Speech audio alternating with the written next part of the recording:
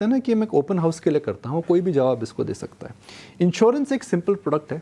ये आपने इंश्योरेंस लिया, आप बीमा देते हैं, भगवान न करे अगर पॉलिसी होल्डर को कुछ हो गया तो उसके नॉमिनी को या परिवारजनों को एक प्रकार का प्रीमियम मिल जाता है, सहायता मिल जाती है, जो कि फाइनेंशियल सहायता, इमोशनल सहायता नहीं है।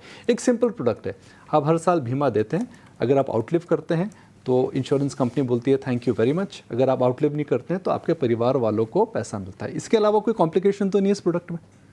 मैं एक सिंपल रख रहा हूँ, राइट? एक तरफ की इंश्योरेंस है ये। हाँ, एक तरफ, मतलब तो that is the spirit, that is the spirit, that is how insurance. मैं पढ़ रहा था कि कहाँ पे इंश्योरेंस का इजाद हुआ था, तो स्कॉटिश इंश्योरेंस था, 2 प्रीस्ट ने करा था जब वॉर होती थी। थोड़ी बहुत हिस्ट्री हमारे दर्शकों को मैं बता दूं, मगर मेरा सवाल सबसे है, कोई भी इसको जवाब दे सकता है। सिंह साहब दिल्ली से भी जुड़ सकते हैं हमारे साथ, रंजीत जी हैं वो भी जुड़ सकते हैं। इतनी सिंपल प्रोडक्ट को हम एक कॉम्प्लेक्स इंडस्ट्री क्यों बना चुके हैं? सिंपल प्रोडक्ट है मगर यह सेक्टर इतना कॉम्प्लेक्स है कि मतलब मुझे आश्चर्यचकित होता है। Multiple policies, multiple schemes, multiple ways in which we sell, and that leads to confusion. Insurance एक सिंपल प्रोडक्ट है मगर perhaps it is the most complex sector. कौन जवाब देना चाहेगा इसका? मैं शायद जवाब देना चाहूँगा इसके ऊपर, क्योंकि इंश्योरेंस कई तरह की होती है। लाइफ इंश्योरेंस में भी यही सबको ये है कि term insurance is the purest form of insurance. जो आपने डिस्क्राइब किया वो टर्म इंश्योरेंस है, क्योंकि अगर मैं प्रीमियम भर रहा हूँ, कुछ हादसा हुआ मेरे साथ, मेरे नॉमिनी को पैसा मिल जाएगा। This is what we call insurance against living too short, right? There is also insurance against living too long, right? Because what happens is, suppose आप रिटायर होने वाले हैं अभी इंडिया में, by 2030 161 million people would have crossed the age of 60. Inflation hurts retirees far more than it hurts earning population, क्योंकि आपका कोई income नहीं है, इन्फ्लेशन बढ़ते जा रहे हैं, आप कैसे जियोगे?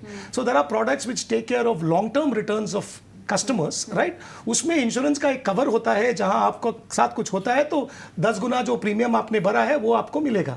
लेकिन it takes care of living long. Those are annuity products, those are pension products. There also long term products like non participating products, जहां पे आपको आज के तारीख में मैं आपको एक गारंटीड रिटर्न प्रॉमिस कर रहा हूं, जो पैसा आपने हमें दिए भी नहीं, आप देने वाले 10 साल में हमें पैसा। बट ये गारंटीड रिटर्न में भी तो पेज है ना सर, उसमें भी तो इन्फ्लेशन मार खा जाएगा ना। तो अभी आप मुझे गारंटीड रिटर्न बता रहे हैं। अगर आप 5 लाख के नीचे वाला इंश्योरेंस पॉलिसी ले रहे हो, आज के दिन पे आप 6% और 7% के बीच का टैक्स फ्री इनकम आपको मिलेगा, जो और कोई भी इंस्ट्रूमेंट आपको आज दे नहीं सकते हो।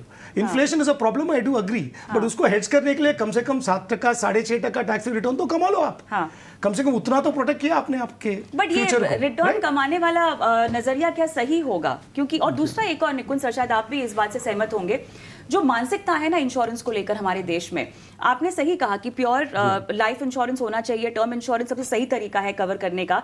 लेकिन अब भी हमें लगता है कि हमारे बाद हमारे अपनों को क्या मिलेगा? आप ये नहीं समझ रहे हो कि 60-75 तक आप कवर कर रहे हैं, तब तक आपकी जितनी भी आर्थिक जिम्मेदारियां हैं, जो लाइबिलिटीज हैं, लोन चुकाना, बच्चों की शादी, पढ़ाई लिखाई, ये सब निपट जाने वाला है।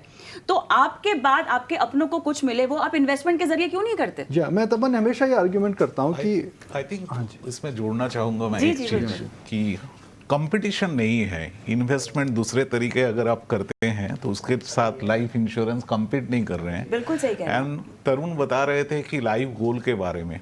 सो लाइफ गोल के लिए इंश्योरेंस में इन्वेस्टमेंट एक जरिया नहीं है। आप म्यूचुअल फंड में करें, आप फिक्स डिपॉजिट में करें, आप मनी मार्केट में करें।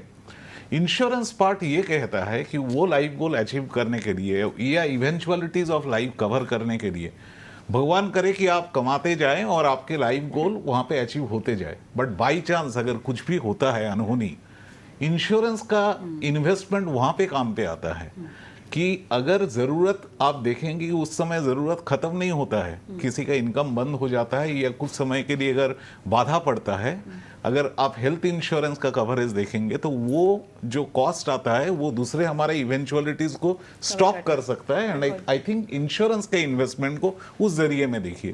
तो आई वुड से यहाँ पे इन्वेस्टमेंट सप्लीमेंटरी है, कम्प्लीमेंटरी है, रादर देन सब्स्टिट्यूट। यही सही, लेकिन ये ऐसे इसी सोच के साथ क्या बेचा जाता है? वही है। हाँ जी बताएं। एंगल ये कि कस्टमर जो खरीदता है, the customers don't by what they need, they by what they want at the end of the day. तो मार्केट जो है डेवलप्स इन दैट डायरेक्शन कि यार कस्टमर वो नहीं खरीदता जिसकी उनकी ज़रूरत है, वो जो खरीदता है जो चाहता है finally.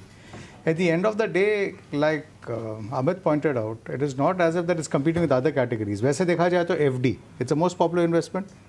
Does 7% return, which is taxable, does it make sense? But that's what customers want. I think eventually आपको ये, I mean, you have to recognize that market forces जो है, they will play in both ways. They'll educate customers. They will also respond to what customers want.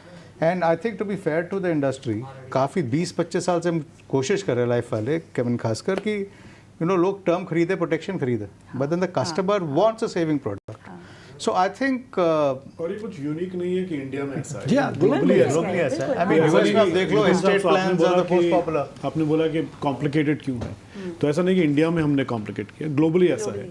अगर मैं इसके complication के 2-3 पहलू देखूं, जो सबसे पीछे है इसका स्टेटिस्टिक्स जो इन्वॉल्व होते हैं, बिकॉज आप ट्राई करते हैं कि कॉस्ट कस्टमर के लिए सबसे कम हो जी.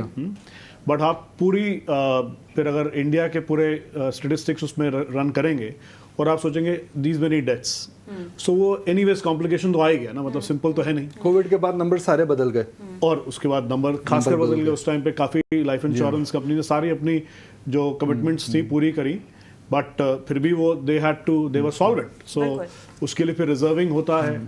अब कोई भी प्रोडक्ट जो एज सिंपल एज एफडी नहीं रहेगा, 1 साल 2 साल का नहीं रहेगा, उसमें कॉम्प्लिकेशंस थोड़े तो आएंगे. Plus as my friend just pointed out, Anoop, that savings एक एलिमेंट है, और आपने भी बोला कविता जी कि सेविंग्स लोगों को चाहिए. और सिर्फ टर्म खरीदने के लिए लोग कहते हैं यार मैं सिर्फ अभी से क्यों खरीदूं. सही बात है. मैं 25 साल 30 साल की उम्र में निकुंज साहब ने खरीदी 30 साल पे, very rare actually, but that trend is actually getting better now. Nikunj, general tendency, और ये इंडिया है, चाइना है, यूएस है, हर जगह है, ये प्रोपोर्शन ऑफ कौन सिंपल टर्म खरीदता है और कौन सेविंग प्रोडक्ट्स खरीदता है, ये डिफरेंट है हर एक मार्केट का. यूएस में टर्म ज़्यादा है, सेविंग्स का कम है. डेवलपिंग मार्केट में सेविंग्स ज़्यादा है, टर्म कम है. And I think Mahesh also pointed out कि एक ही टाइप का सेविंग नहीं होता है. जी हाँ. 3, 4, 5, 6 तरीके के सेविंग्स हैं, तो उसमें कॉम्प्लिकेशन तो आ जाएगा. एक कॉम्प्लिकेशन आ जाता है जो आप चैनल्स की बात करते हैं. देखिए, इंडिया एक डेवलपिंग मार्केट है. अभी आप ही ने बोला कि, और सही बोला कि अभी नहीं हुआ इतना डेवलपमेंट, इतनी जगह पे नहीं पहुंच पाए हैं और लोगों को कवरेज नहीं मिला है. अब वो करने के लिए आप काफ़ी सारे फिर तरीकों से पहुंचने की कोशिश करेंगे. कोई एजेंट से, कोई बैंक से, कोई माइक्रो फाइनेंस से, कोई और पंचायत से, एटसेट्रा एटसेट्रा. सो वहाँ पे कॉम्प्लिकेशंस आएगा, फिर उनके लिए चैनल्स बनते हैं. मैं तपन को भी है ना इसमें इन्वॉल्व करना चाहूँगा, क्योंकि वह शायद